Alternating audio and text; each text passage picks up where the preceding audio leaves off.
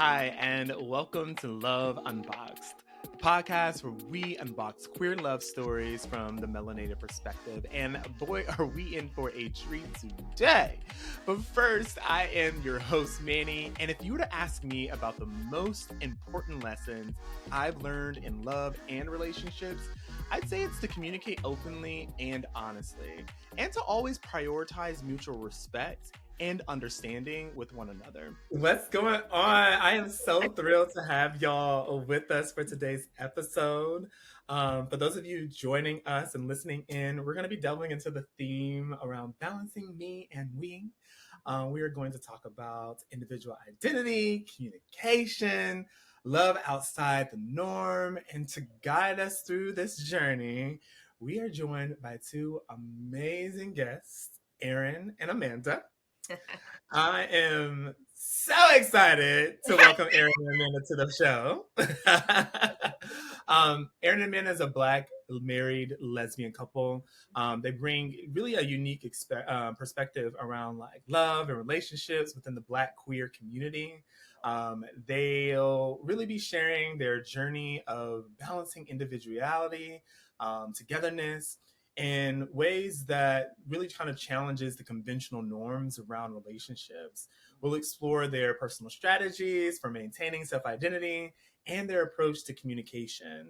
It is going to be a truly enlightening conversation that really dives into the heart of what it means to be in love while also staying true to yourself. Okay. So welcome, Amanda and Erin. Hello. Hi. How are y'all? We're good. Yes. Ready to get to this walk-in. Thank Telling you for about having Yes. it. Yes. So Thank excited you, to be you. here. Definitely. Awesome. I'm excited to have y'all. I think this is gonna be a dope ass conversation. It's gonna be fun. I was a little nervous, but it's gonna be fun. I can understand that, because it's like a lot to be able to talk about yourself, be vulnerable in this way and in this format. And allow people to be a part of like who you are in your journey and letting them in on that. That's hard.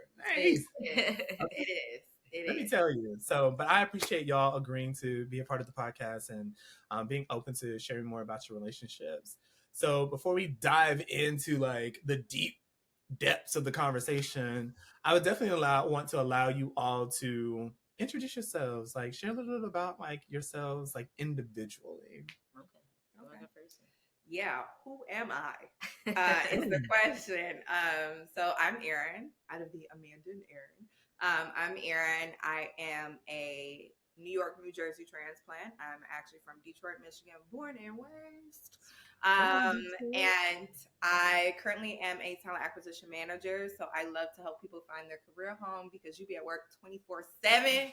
So you got to enjoy what you do. You got to be empowered. So I like to do that, especially with a DI focus, because there needs to be more of us in the room.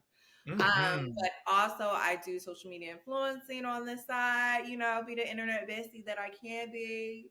Come on, internet bestie. Tell you what you get, what not to get, a little something, as well as obsessing about my wife whenever I can. We have a daughter. Her name is Ariana Grande, but for short, it's Ari. She's a black and white cat. I'm like, it's a cat. It's a cat. She's my. I was like, wait, we didn't talk about this. We didn't talk about no baby. How did we miss this? No, she a cat. First of all, it was the reason when we got together, she was like, it's not going to just be me. It's going to be a we already that I was joining. It's a package. It's a package that I happily accepted. So that's a little bit about me. And of course, we'll talk about it more. And I want to throw it over to this fine woman. It's my wife. It's my baby. My name is Amanda. I am born and raised in Jersey. I'm a Navy veteran, so I spent 4.5 years in the Navy. I was stationed out in Virginia. And I was an engineer in the Navy. I worked in the power plants in the bottom of the ship. And so now I pretty much do the same thing. I'm still an engineer. I'm out here humping. But I'm trying to get like Missy over here and transfer to the corporate life and She graduates in May too. She always hyping me up. I went back to school, so I'm about to graduate in May. What? I'm just ready. I'm ready for this next stage in my life, and I'm also a golf instructor too. So I teach golf on the weekends. Levels on levels. And we got so much to unbox from both you all's conversations. We do a lot.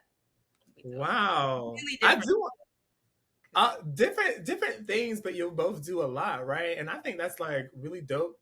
And we're definitely going to be able to get into like how you all balance that within your relationship of like doing different things, but like doing your own things, but they're so different at the same time, right? And so I actually want to like pop back to something that Erin had just said, specifically around like DEI, right? And before we dive into the conversation, there is an attack on DEI like right now. Yes. And I would love to kind of like get your take on like how you feel about like what's going on in the world around like diversity, equity, inclusion, belonging, accessibility, racial justice, like all of those areas that are being called into question. For some for good reason, but I feel like others it's like y'all just being racist. Let's call it what it is. Exactly. Let's call it chair. Let's be honest. Okay. I would say for me, I always say in history as itself, it usually is like 3 steps forward and then 2 steps back. So when 2020 hit, it was a devastating impact with everything that happened. But then it was like a wake-up call because everybody was sitting at home. There was no way to negate it and not see what was really happening that's always in front of our faces as a person of color that a lot of people get to block and put blinders on. So a lot of things in corporate or even in retail where Sephora now has all the different brands where I can go in store and buy it instead of having to go on websites all the time to buy it. All of these things. Juneteenth holiday is now a federal holiday. So many things went forward to where I was, brought in and it was a focus on DEI or the culture communities came in, all of these things. And now it's getting to the point where it's like, we're going to take a step back. I know it's what we said that we was going to do. Yep. But we really weren't going to do it. We only did it because we had to. Because consumers and everybody was like, this is what society wants right now. It's a big topic. And now it's not as much discussed as it was. Now they're like, okay, I can backtrack without getting in trouble. Yep. Yes. I don't like it. I don't like it either. It's like, what the? Like, why did we even like go down this route in the first place if we were just going to reel it back in a couple of years? What I call what's happening is lip service, right? Okay. That is lip service. That is putting on some lipstick and also talking that talk, but not walking that walk. And a lot of companies have been doing that like over a couple of years and they've been playing in our face. And I just, for one, don't appreciate that. And it's one of the reasons why I felt like this podcast, this space needs to exist, right? Because a lot of experiences around Black people, people of color, and also, queer people in the LGBTQIA plus community have just been called into question, right? Called out, attacked, and so on. And so I just wanted to pop back to that because like I wanted to get your take on like what's going on before we dive into our conversation today.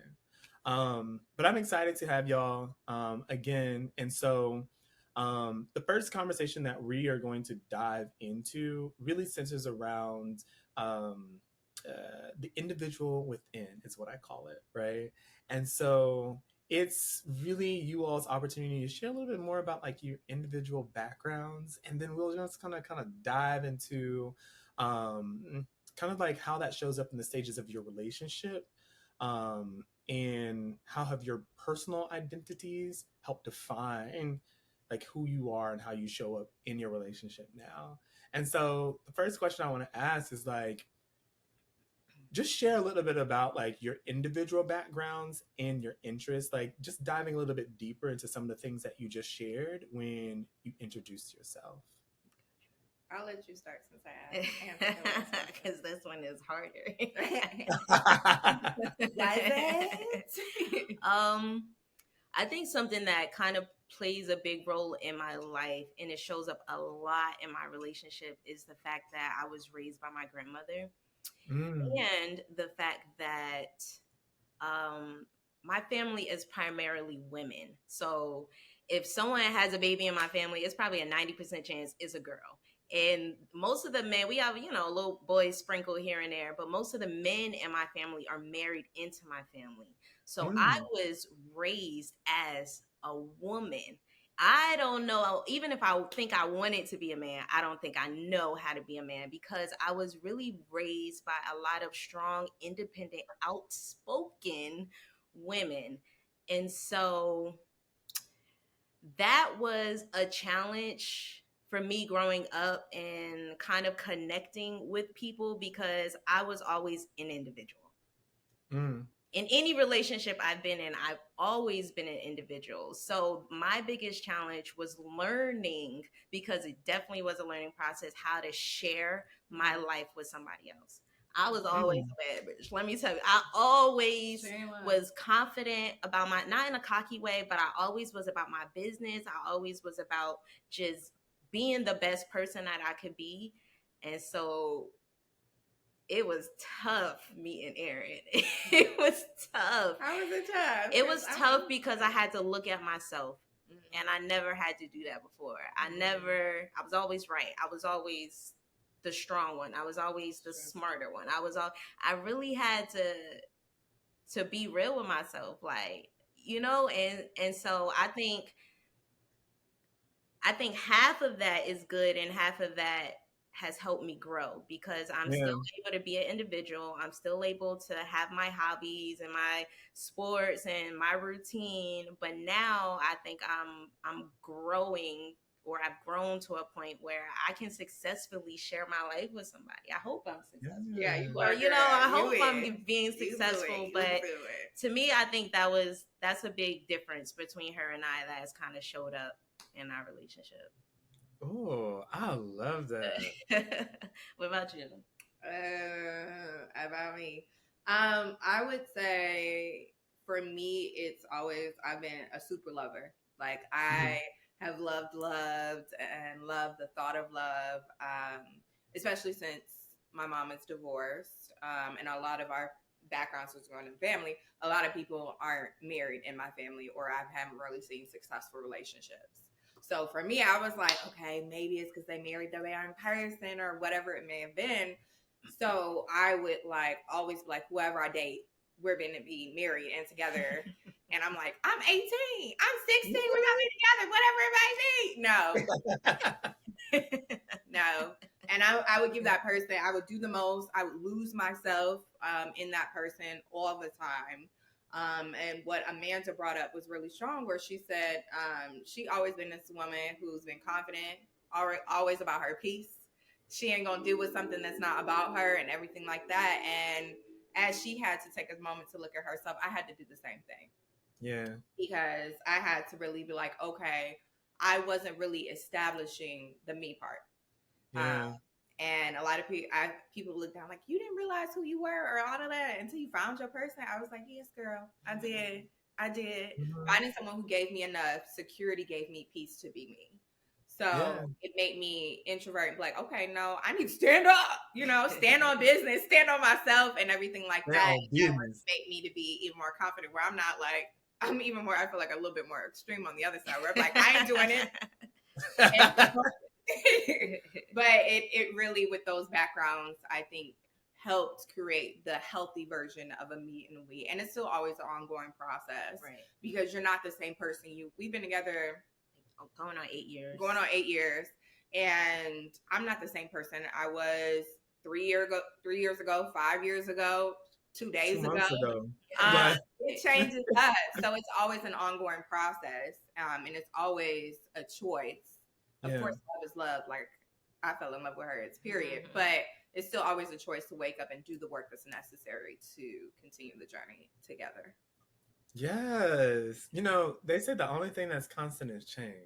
Mm-hmm. Right. And both of you have just kind of like talked about some of that change that's happened to you, like individually, but also like how that shows up like in your relationship as well. And I think that's like a great connection to like the topic, like balancing me and we, because you're gonna consistently have because of that change, you're gonna consistently have to figure out how to balance like being your own self while also being with someone else and figuring out what that looks like together. And so it sounds like you all are navigating that and you figure that out and you're continuously figuring that out. It's ever evolving, right? It's not something that stays stagnant. And I think that's really dope, that you all have like navigating that in that way. Thank you. I was like, girl, it's giving sister. Not sister. We've been around each other too long. No, I mean, I think that's great. And it really speaks to like you all's dynamic and like your connection. And it shows up like definitely here in this space. So I appreciate enough that. Hey. All right. So y'all have like shared about like your identities and really like how they show up and like how you've been able to like express your personal identity within the context of your relationship at the same time. I want to know, it's like, well, what I want to know is, were there moments when you felt like your individuality was being overshadowed by your relationship? And like, how did you like navigate or address those types of things? Like, did you feel like I'm too invested in this I won't say too invested in a relationship, but like I'm losing myself in my relationship. And how do I figure out how to get a piece of my own identity back in this relationship? I think that it's important to kind of know yourself. Like we think we know ourselves, but you know, somebody be like, "What's your favorite movie?" And you be like, "Mm-mm." I can spit it out 3 times, and I know exactly the number one is. Which, I mean, that's totally fine. There's nothing wrong with that. But I think it's important to establish things that you like to do, or to establish hobbies, or, you know, things that actually make you happy. And so there was a point in time where I was like, what makes me happy besides like brunch and stuff? You know, like what actually makes me happy? And, and I think once you find out the things that make you happy, you can kind of reel yourself in when you start to lose yourself in a relationship. And so it's easy to just be settled in a relationship and be like, I'm stuck. I don't know myself. I don't know who I am outside of this relationship. But the first step is kind of asking yourself, who am I outside of this relationship? And I think sometimes we kind of skip that step and we kind of just lead with emotion instead of like a plan of action. And so that's something that's helped me in the long run. Just kind of communicating with Erin too, like, hey, this is kind of my routine, or this makes me really relaxed. And so when I come home, if you don't mind, if I could just do this for 30 minutes and then you and I could kick it. And then, you know, it's really just a compromise of just knowing what you need so you can show up for your partner and give them 100% all the time. It is, because I swear when that what is it, NBA 2K, whatever that is. She on that game, Erin. that game. It's her time. I love that she has that, because I feel like for me it was the opposite. For me it was definitely, I had to learn more about myself because she was so secure in herself. She knew what she wanted. She knows what gives her peace. And of course she's still learning, like we always change. Like being in the club ain't my peace no more. But back in the day it probably was. But still ongoing learning who you are. And she, like, playing the game, reading the Bible, all of those things, she took the time to figure out what those things were. So I was like, girl, what's mine? Because I was starting to lose myself, not in my relationship, but in my career. I was losing myself where I got laid off, or when I was having a bad boss, or I was having a toxic environment. It would literally have me so depressed or sad or on edge, and that would, you know, put a strain on my relationship, put a strain on my mental health, all of those things. And so for that, I had to find out what do I like to do? Yeah. What brings me peace? Even in Like, it can't be a cocktail all the time because I'm like, girl, it's gonna, there are side effects. Whether it's or we gotta go somewhere. So it came to me finding out I love coloring. I absolutely love coloring. I love my community of friends. I loved all these different things, and she was so supportive in that, and she was even seeing it when I didn't see it. But she was like, "Girl, you okay? Let's talk about it." She was like, "You need to find some hobbies. You need to find the things that really bring you light." And so I think, as she said, having a partner you can communicate with, having a partner that supports you in that, and then just being honest with yourself, like, girl, you don't know yourself as fully as you think you do, and then making action about that after. I think also to be honest, the only reason why I feel like I'm this way is because I was honestly so miserable in the military. I was so depressed. It was probably the worst time of my life. And so when I got out of that, I was like, no, I need to figure out what makes me happy. I need to be around people and things that make me happy. Being depressed for 5 years in a row is crazy. Being away from family and friends and just not even knowing you depressed is even crazier, right? Because a lot of us don't even know. We're just so functional depressant. So it's like after that, I was like, yo, that sucked. And I just really need to take control of my life. I have 5 years where people is telling me what to do, when to do it, when to wake up, and it's like I had no say in it was nuts. And so after that I really made it a point, and I didn't even know I was doing it. It was so unintentional, but I really made it a point to kind of control a lot of my life. And it was bittersweet. It works out and sometimes it doesn't, but that's kind of where that stems from, just to give background.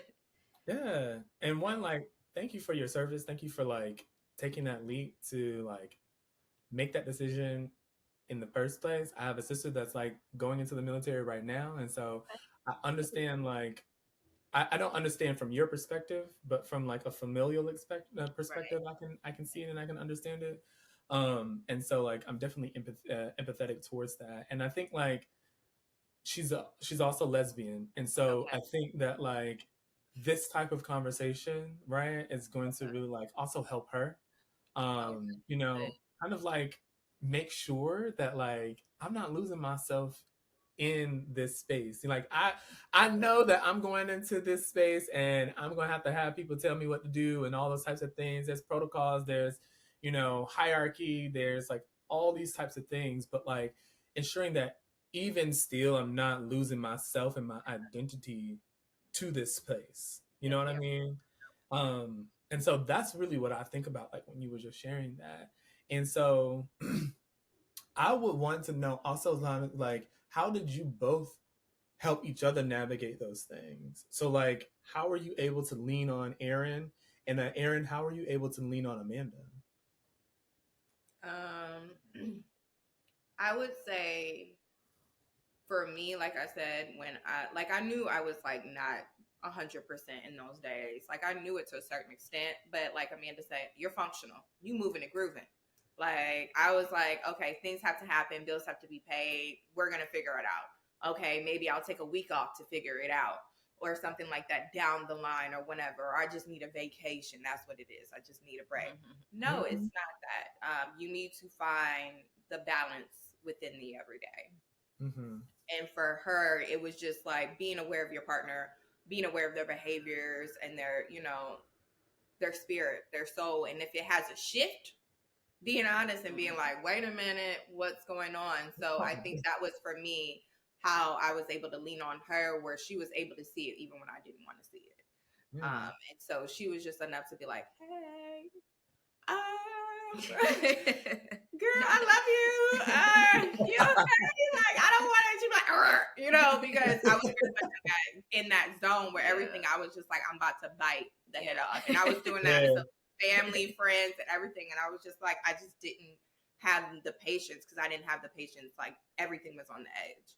And so I leaned on her for where she was just like, all right, and be an accountability partner. She was like, okay, you said you're going to figure out what you like. Okay, what did you do this week to do that? Okay, you said you're going to figure out if you like bacon, girl. What you like? Let's go to the grocery store and everything like that. Something as simple as the grocery store can like change your life. Can change like a grocery store is my happy. She can't even go by herself. She's not allowed.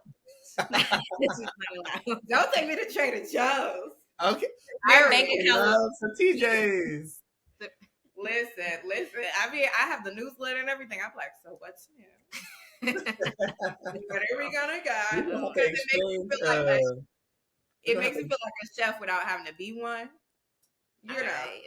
We're gonna have to share products after this because I love some TJ's. That spinach dip, that popcorn, the movie theater popcorn has me in a really. I love popcorn. I gotta try that. Did you put the spinach dip on top of like the pasta, the one with the little because you put it on top of the pasta and then you cut up tomatoes and you put it in the oven? Girl, you done taught me something new. We're gonna chat. We're gonna talk. Listen, and it was just like those moments of being like, okay, because I was like, okay, I gotta be an aesthetic girl or whatever, so I need to only like spas, I need to like the massages. That's what self-care means. And so it was just having someone who's like, no, my self-care is literally playing video games or playing word games or whatever it may be, and that's my self-care. And I was like, oh, okay, so it can be whatever it may be, and it's you have to take the time to discover it. So I think it was communication, accountability partner, and then truly just support was how I was able to lean on my wife. That's dope. You good or whatever? I think for me is vulnerability, kind of just like how I said, I really just come from a strong background of women. And so sometimes I like to say, I didn't even know a lesbian before I met Erin. Erin came out the womb, like looking at us. It's like, she is a lesbian, like through and through. Through, baby. And so women. Women.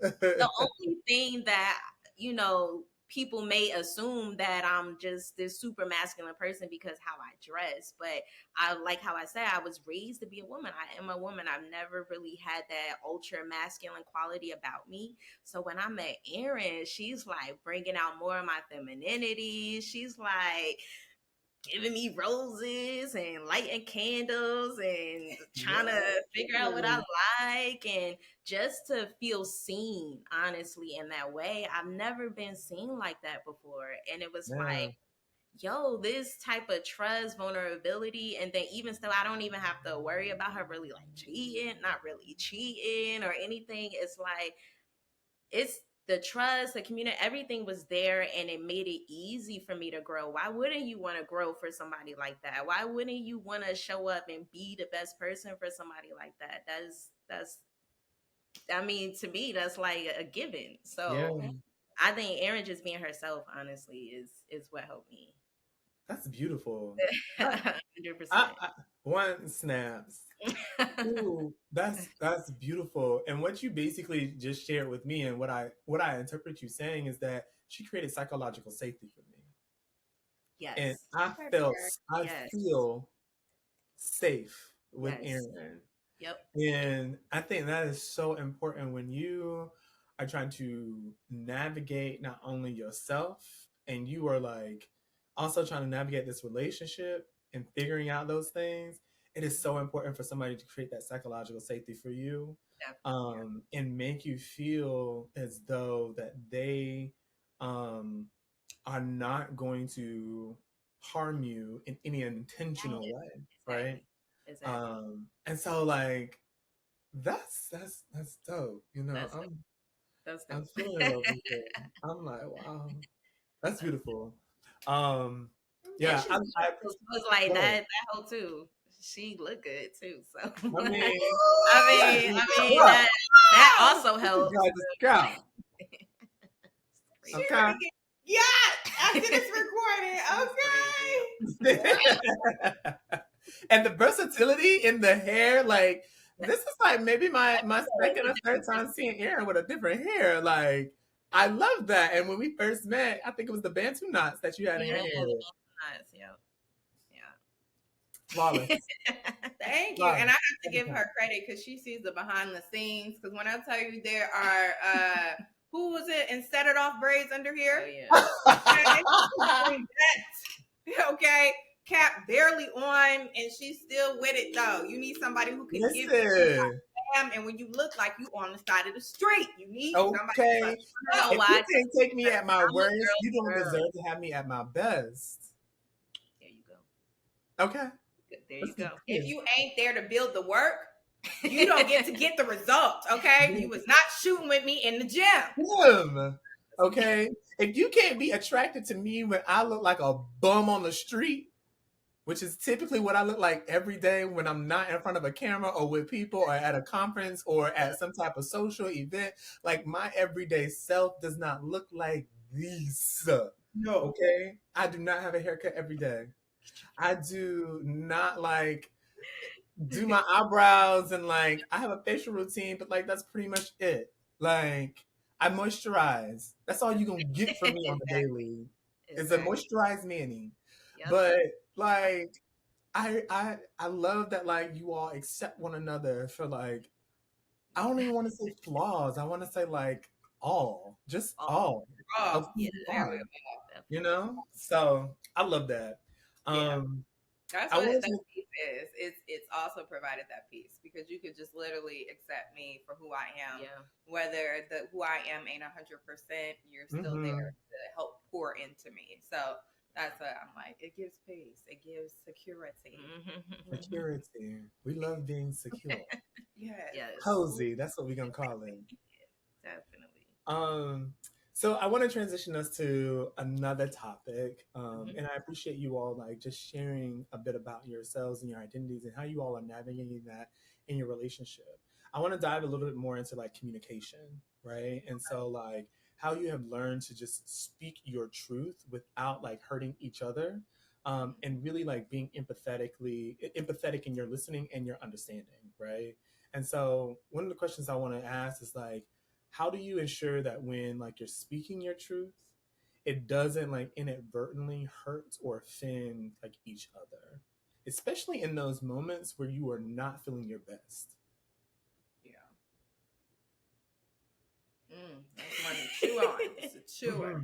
I think what has helped us, I think two things have helped us, and I don't want to speak for us, but I think two things have helped us. I think one is not responding in the minute. In the moment. Just give yourself an hour, 2 hours, sleep on it.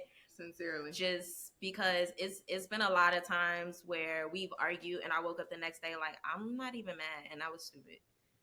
So it's like we went through all of that for nothing. When if I just would have chilled and just relaxed and gave myself some time and calm down, we wouldn't even digested it exactly. It wouldn't even have gone that far. And I think another thing that has helped us is sometimes you are just going to say things that are hurtful. That's just sometimes you are, and you have to know when to apologize. And I think that has helped us a lot. Just, you know how hard it is to still be mad when somebody apologizes to you? It make Erin be like, yo, I'm sorry. I'd be like, I'm still mad. Why you want to be mature? Like, get out my face. Like, this is not the time.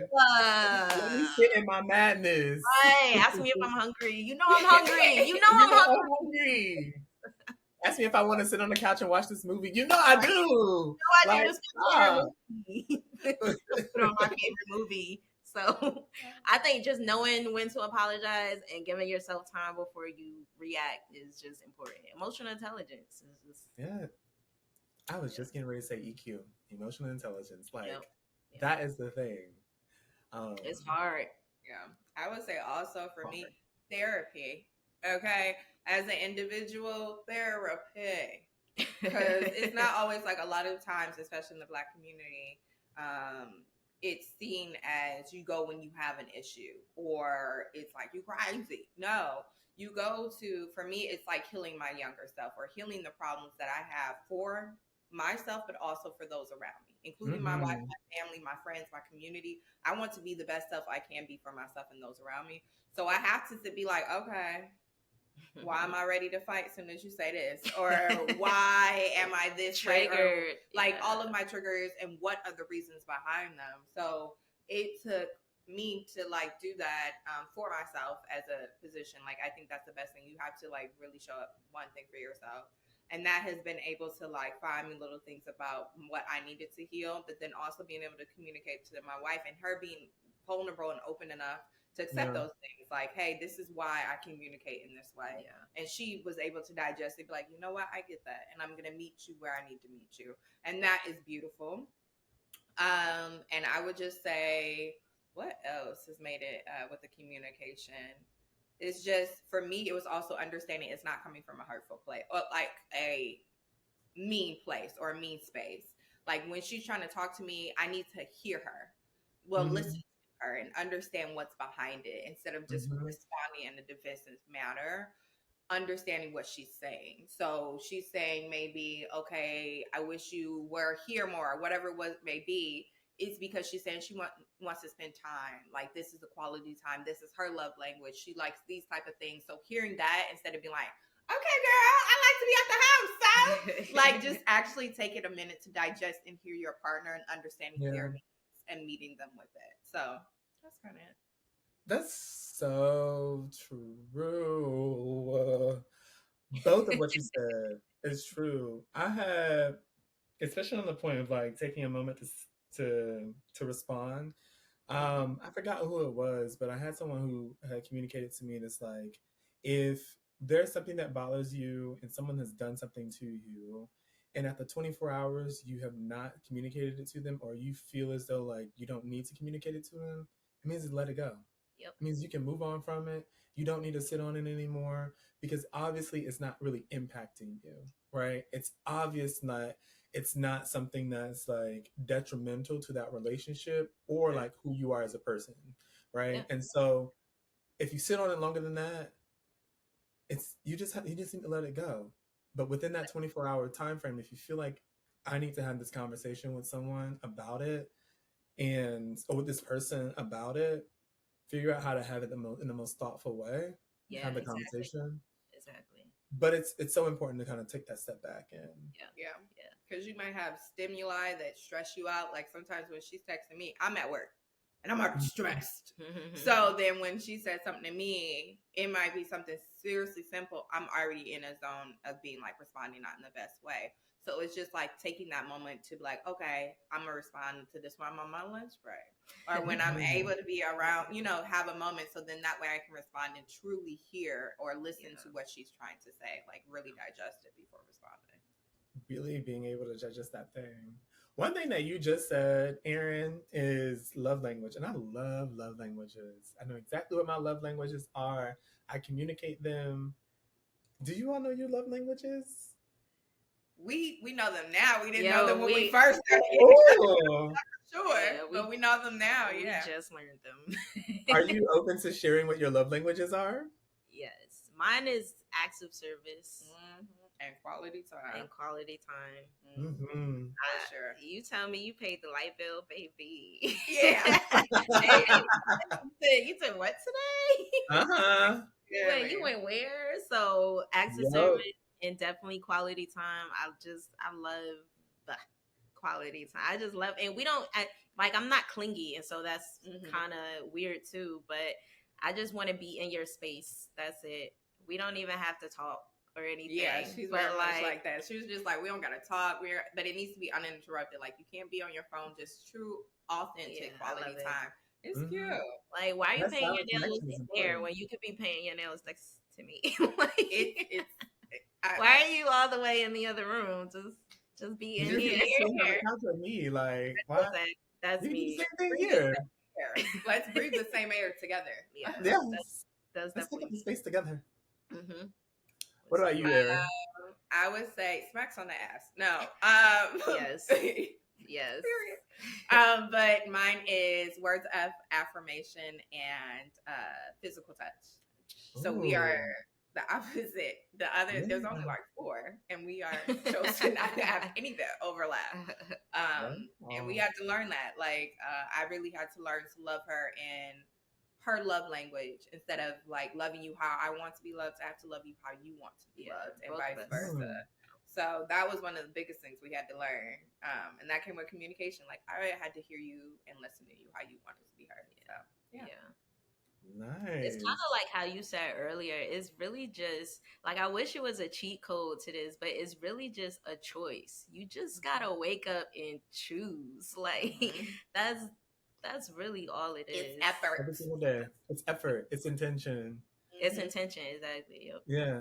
You gotta be, if you're gonna get into a relationship, you have to be in that relationship with intention. No relationship is easy, right? And you just have to figure out how to learn to navigate that person because they are an individual. I saw this thing one day and it was like, I can't believe like we are two individuals that woke up one day and decided like we were just going to be with one another, right? Like we are two strangers who have had no life with one another. And one day we just woke up like, I want to be with you. And to think that I was going to not have to change, make adjustments, and be with this person at the same time that we have lived two totally separate lives. I think they were like for like, I think it was like 30 something years. It's crazy. It's crazy. And so if you want to be in a relationship and you want to, you know, truly love someone, right? You have to do it with intention. And you have to be able to say like, there are changes that I'm going to have to make. There are adjustments. Yes. I don't like to say compromise. I don't like to say sacrifice. I like to say compromise because I don't make sacrifices. I make compromises, right? And so there's two totally different things. And you're going to have to do that if you want to be in a relationship. And so it sounds like you all are really mastering that because I feel like one of the first steps in communicating with one another is understanding how that person likes to be communicated to in whatever form, and knowing one of those love languages and keeping that in the top of your mind and navigating that relationship. Chef's kiss. Cats off to y'all because I'm like, damn, where can I get one? I'm just kidding. I'm in a relationship right now. He probably looked at like, what you mean? Right. He's like, wait, hold up. Like, pause. No, but he's amazing, and you know, he definitely like there are elements of you all's relationship that I see reflected in ours now. And so I appreciate that, and it makes me feel as though like, okay, we're doing this thing. You know what I mean? When you're having these conversations with other people, I am no expert. I say that all the time. I am not a relationship expert, okay? But it's good to see that like other people are navigating things, and there are connection points that I see that are happening in my relationship, and things that I feel like I can take away and apply to my relationship moving forward too. So I love it. I think you just gotta be like kind. Just be nice to each other, right? When you care about somebody, we don't do low blows, and just be nice. Come on, those low blows. That's the biggest red flag for me in any relationship. Friends, coworkers, that's a big no for me. If you are okay with intentionally making me feel like bad, hurt, those types of things, I know that you are not healthy for me in my life. And so we got to make a change. Yeah, and are you okay? Yeah. Like, are you okay? Are you okay? You know what I mean? You know, is there a problem? Right. You know what I mean? Like, that's just not healthy for me. And so you need to figure out what you got going on over there, because I'm not trying to take on that over here. But I appreciate you all like sharing those things, and like I think that's like a dope conversation, a dope communication conversation that we just had around just the art of communication and how you all navigate that in your relationship. And so I want to take us a little bit of a different shift, and I want to go to my third segment. It's called Love Unbxing. And so there's a little trivia question, not a trivia question. I guess they're like I call them crafty questions, so to speak. But the question is really like centering around like the uniqueness of your bond and your experiences, and just kind of like a playful, unconventional question. And so it's called Love playlist shuffle. Okay. Okay. So if you could pick 3 songs that have defined different stages of your relationship, that they would be, and what stage does that? Excuse me. Let me say that over. If if you could pick 3 songs that had defined different stages of your relationship, what would they be, and what stage do they represent? Come on, music girl. And you can pick them together. You don't have to pick them individually. Okay. So I would say one for sure. It doesn't, the lyrics of the song, there are portions of it, but it's not fully. Is because it's a big part of our relationship. Our marriage, our wedding, is UGK. Yeah. What was it called? International Players Anthem. International Players Anthem. Wow. Okay. It's our wedding song. We walked out to it, and for me, like you said, I'm addicted to music. Like, it literally, I was in the top 10% on Spotify last year for listeners. Like, I'm addicted to music. It fuels my soul. Definitely. So, and what I appreciated, she let a lot of the songs that I've like always loved since I was younger play, and that was one of the ones. She was like, "Yeah, girl, I love this song too." And so that's what we at our wedding, and I would say that's a big stage because that's when we made a full commitment to one another. And so that one's a big one for me, as in that's a song. I love. Let me think. I'm trying to think of a song when we were like always out. Ooh, what song? I think because that was like the first beginning of like the way of our relationship. I think, all right, so I'm gonna skip that one. I think the whole Jasmine Sullivan album, what was that called? Oh yes, as a whole, Jasmine Sullivan, any Jasmine Sullivan song, it definitely represents our relationship when we like committed to each other.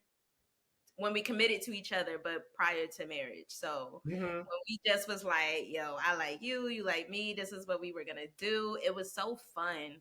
We were going out, we were being creatives, we were traveling, we were at balls, we were meeting new people. It was amazing. I felt like a celebrity. Like, it was just fun. It was fun all the time. And I think I say Jasmine Sullivan because it was really a whirlwind also at that time. Like, what was perceived on the outside was this, but we weren't even this yet. And so it was a lot of fun, but it was a lot of work that had to be done. It was a lot of pain that was still there. It was a lot of tragedy. It was a lot of therapy that still needed to be had. So I would definitely say Jasmine.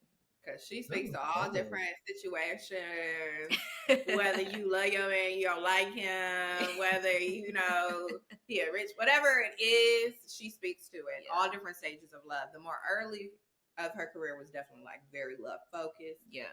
Now she's like, get that bag, do what you want to do.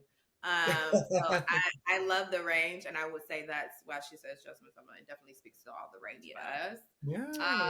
I'm gonna say in the beginning, I think you might agree with Megan Thee Stallion and City Girls when we first met. Oh yeah, when we first met, baby. Yeah, baby. Yeah. Wait. Let's unbox this. Let's dive in a little bit more. What do you mean?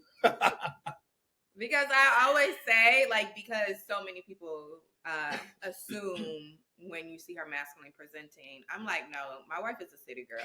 I married a city girl. Not no more. I'm saved. No, not saved. Like I said, you could be ratchet and righteous. But she was very much like living her best life. She was like, I am that girl, doing whatever. And I was just like, girl. And so for me, I was addicted to Megan back then and everything. So that's what we'd be like, you Megan, I'm Megan, and she was City Girl. So that was like the moment where we was like out in the streets. We was outside, but we was still like with each other. I would say lastly, I would say At Last is for Etta James. Or Sunday. What's it? She wants a Sunday type of love. Yeah, one of those two, because that's that. Whenever I hear like those songs, I think of what I have now, where I have my piece. I have my person where it doesn't matter if it's a Monday, a Tuesday, a Wednesday. I have my Sunday solo. So I love that. That was a good question. That is. I love music questions, so that was a great question. I'm glad you found it a great question because I was over here saying like, what type of question am I going to ask them in this segment? And so I had to make sure. I like to try to make sure like that question is like connected to the couple that I'm asking it to. But one thing y'all said like in this, and I think it was you, Amanda. Y'all go to balls. What do you mean? Y'all in the ballroom scene, or are we talking about ballroom? That's how we met. I met Erin because she was walking in a ball. What? Yeah, she was doing the face category, I think. Of course. No, I was doing runway. Oh, runway. She was doing runway. Straight. And then Erin used to perform drag in the clubs. I've lived a life. We need another episode because we need to unpack all of that. Bio queen. Yep. So yeah, and then you was in almost a house, right? Oh yeah, I was going to be invited, but I was like, nah. Yeah. The late nights, I go do corporate. It's not. It is but not. Yeah, that's how we met. Yeah, that's how we met. It was at a lesbian party during Pride, and I was walking in the category. They did like a lesbian ball, and I was walking in the category for. That's dope. I won though. How long have you been walking in like doing ballroom? It was like very much here and there, like when it would be events, because as Amanda said, I'm a lesbian. So it was from like Sweet Heat to like when they do it in New York, I was out. So they would do balls here and there, or I have friends who were in balls, and so if they need like somebody to walk or do a little thing here and there, I would participate because I used to do, when I was living in Michigan, a lot of modeling and fashion and stuff like that, and I was like, okay, why not? So yeah, I would say here and there once in a while, but then it wasn't feasible for the lifestyle I was also living, because I was very much a corporate girl. I absolutely love it. So I was like going to bed at 2, waking up at 8. Yeah. I mean, that's the life of a corporate baddie. Yes. That is the life of a corporate baddie. Because some of them be doing that on Sundays and Mondays in the club. Yes. And I'm just like, how are y'all doing that? I can barely go to sleep at like 10 and still get up on time. Like, how y'all get up so early? I don't know. I was like, I felt like I've gotten to the level of adulthood where I'm now in my 30s, where I wake up at like 6 or 5. I'm like, who am I?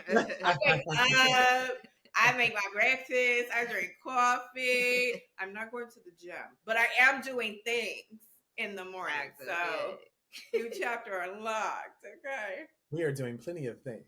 Okay. Right. We are doing them, and we're doing them well. Yes. Okay. But that's dope. I love that. I appreciate y'all sharing your 3 songs with me. And so before we like end the podcast, I want to dive into this last segment. It's really focused on like beyond the norm, right? And so we're thinking about like your relationship outside of, well, really like navigating like outside of like the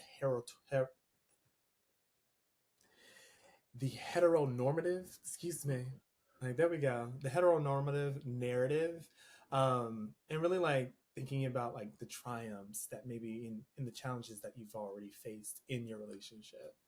And so I have like one question that I want to ask here is like, how or what are some significant like challenges that you face as a Black lesbian couple, and like how have you been able to overcome them? And so it could be like familial challenges, it could be like societal challenges, it could be like, we couldn't like move in together until we got married because like some stipulation a part of like, X, Y, and Z. But what are some of those challenges, and how do you all navigate them? I would say there's all different type of challenges. I would say one from automatically assuming where I just introduce myself or they see the ring, they're like, "Oh, you're married." how is he? I'd be like, she's a she. Absolutely. She. So that is a way to deal with that. And then also taking our relationship serious when we're out or like just, out and dealing with people who don't even know us with strangers and respecting that this is this. This ain't no plaything. Okay. I stand for mine. Okay. And Respect. with me, I'm gonna stand on business. Okay. Okay. So it's just having that moment where one stranger sometimes respect it. And sadly a lot of straight men don't respect it a lot of times and it like pisses me off. I'm ready to fight when it comes to her. So I don't like that. So that's one of the things I had to bring peace with myself for. Also sometimes with even people understanding that boundaries we are a lesbian couple, so they sometimes feel like, oh, y'all friends, or it don't matter if I do certain things because y'all both women. It don't matter. No, you need to respect my stuff just like if this were a man. Like, don't call me at certain times. Don't, be like, oh, I could just come over all the time. It's like we having a girl sleepover. No. It don't work like that. No. I think that was one of our biggest challenges. It's like how you said, people taking our relationship seriously, because it's like, if I was engaged to a man or vice versa, would you feel comfortable doing this? Would you feel comfortable coming into my home, or me saying I gotta ask first or whatever? We don't get that same respect as I think hetero relationships get to some people in some circumstances. And I think another challenge for us is being accepted among Black people.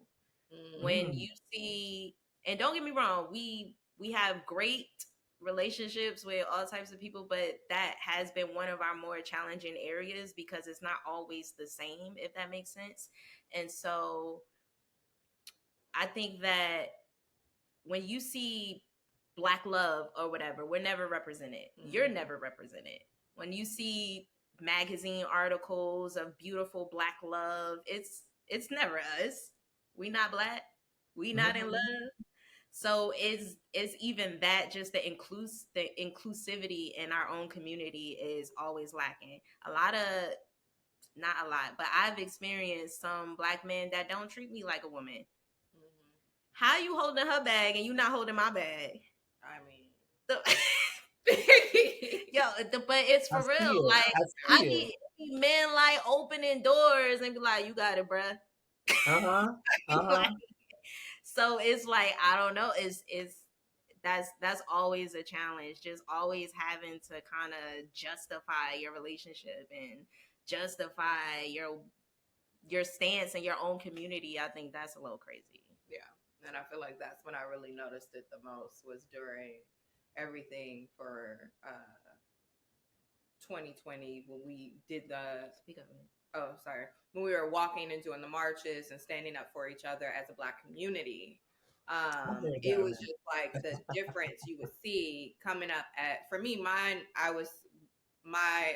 posters were for Floyd and everybody, but it was also for Black trans and everything like that. And some people didn't want to walk next to me because I was standing up, because I was like, we're all a community. We're all standing up together. And I'm like, some people on the front lines who are gay men or gay women who are standing up for you, you need to stand up for us just as much. You know what I'm saying? For a certain situation. And I just feel like the segregation within the community is just wild to me. I just think that's just ridiculous. Like, there's so much other things we have to combat that we shouldn't be fighting within a community, for sure.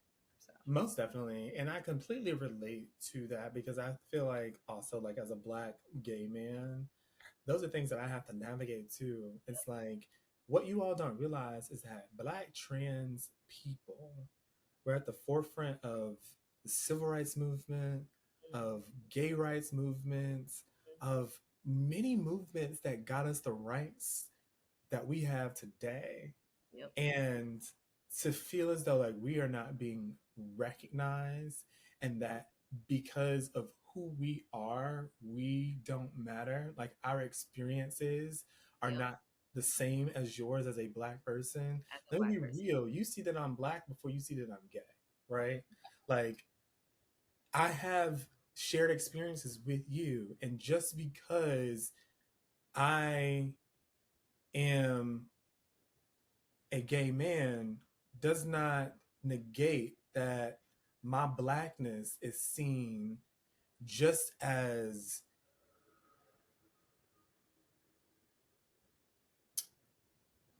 what's the word I want to use? It's seen just as negative and unwanted and disgusting, I will say, as yours, right? In the eyes of our oppressors, right? And so I just always am taken aback. I had an experience last year where I was doing an event and it was questioning whether we should do this Black event alongside this Black queer event because well, maybe we should just do something separate, right? Was what was said. And I was taken aback first to say, like, my experience, basically what you're saying is my experience in this space does not matter because it's focused around Black queer people and not just Black people. When the majority of the things that we have been doing and we do and that are geared towards Black people are part of the heterosexual community. And so that like really left a bad taste in my mouth. And even though I was able to advocate, and I'm tired of advocating for my Black queerness, my Blackness and my queerness. Let me be specific. But even though it was like an extremely successful event, it still left a bad taste in my mouth. And so like I understand what you all are saying is like we are having to constantly fight for, you know, to be seen by our own people. And let me be specific. That conversation was with our own people in a group that was with only our own people.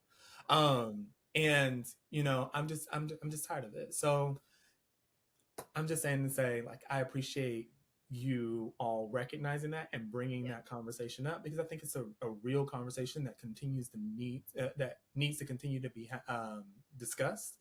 And I think this is the space for us to be able to discuss those things as well.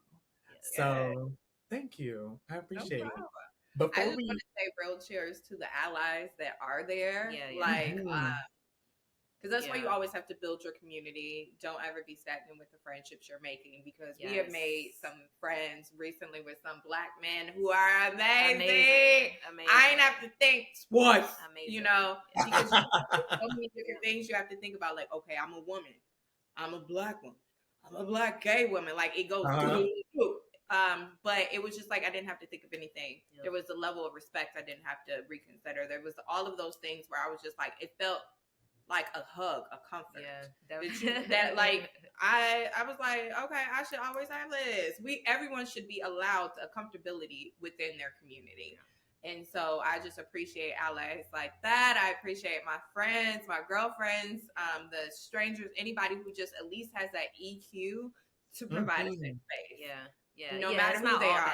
It's not all bad. No matter who they are. And I just really appreciate for those who exist, who are truly just there, that you don't know what you really do for not only for myself and my wife, but also for people in the community. No matter what community it may be. It could be POC, it may be just queer, it may be anything. Just being an ally and just being a good fucking person really means a lot more than you know. Yes. Come on, shout out to our allies. Well, perfect. Like before we wrap up, Erin and Amanda, I want to ask you individually, what does Love Unbxd mean to you?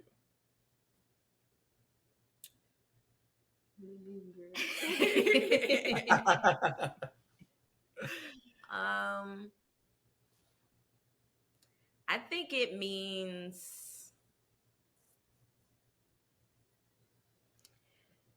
I like how you've been saying navigate this entire time. And I think for this question, for me, that's kind of like the perfect way to put it. It's so easy to put love into a box, especially with social media, especially with, you know, all these different influences that we have.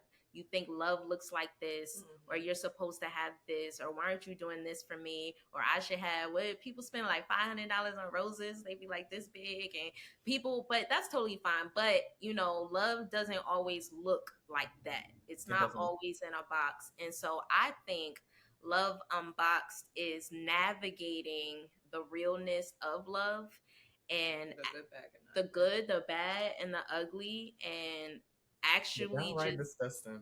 Yeah, just putting it all in the forefront. And that way, I think if people can understand what Love Unboxed really is, then it will be easier for them to be successful in not just, you know, intimate relationships, but any relationship. Because I love my friends, I love my family, I love, you know, some of my coworkers. And so when you realize what love looks like in every different form, you'll just be able to give it and spread it.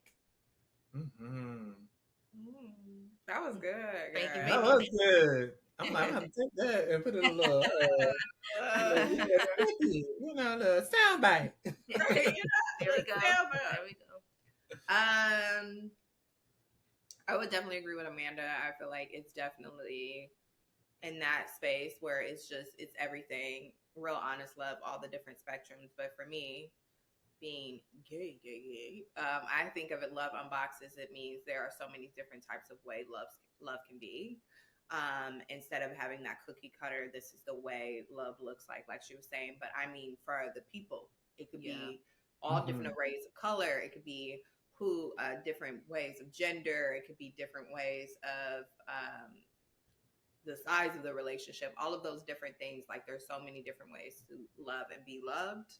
And I think that's what Love Unboxed means.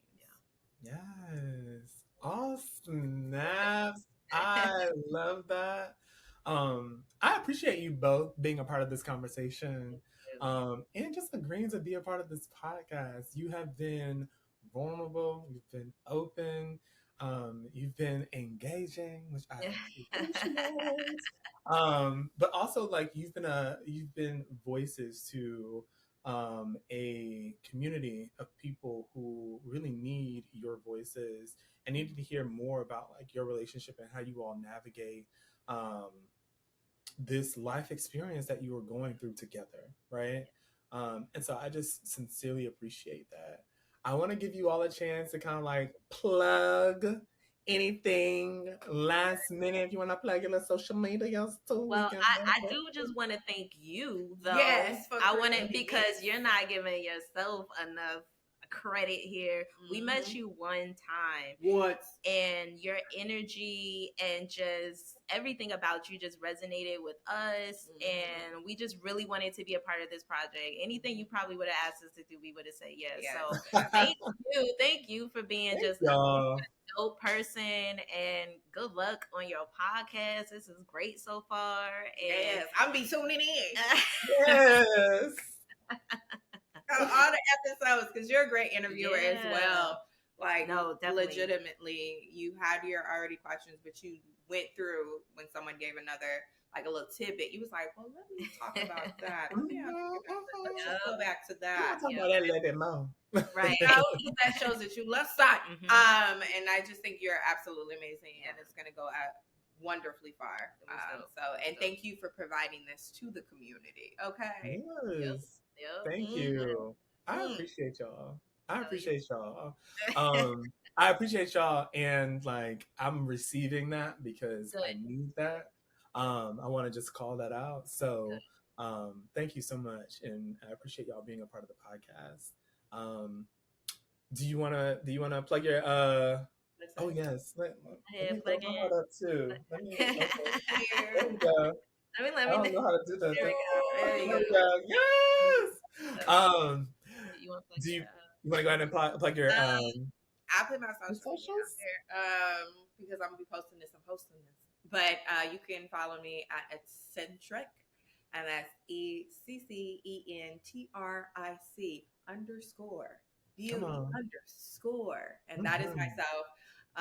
Like I said, I like to promote everything that comes into a lifestyle as a woman, a Black woman, and a Black gay woman. Okay, whether it's from beauty to travel to just being obsessed with my wife or to just be real, is what I really focus on. And yeah, that's me. I only have Instagram, so it's first take ace, first period take period ace. That's it. Perfect. Well, thank y'all. And thank you for those who are listening. I appreciate you all being a part of the podcast and engaging. If you enjoyed yourself today, please make sure that you like, leave a review, share on social media, repost, whatever you need to do to get this word and this conversation out there. Please do. If you want to continue keeping up with me and the podcast, feel free to follow me on all platforms. My personal Instagram is as told by Manny, and the podcast Instagram, the podcast social media handle is Love Unbxd, and you can find it on all social platforms. Thanks for joining us today. I appreciate you being here. Have a great day, and we'll see you next time. Peace.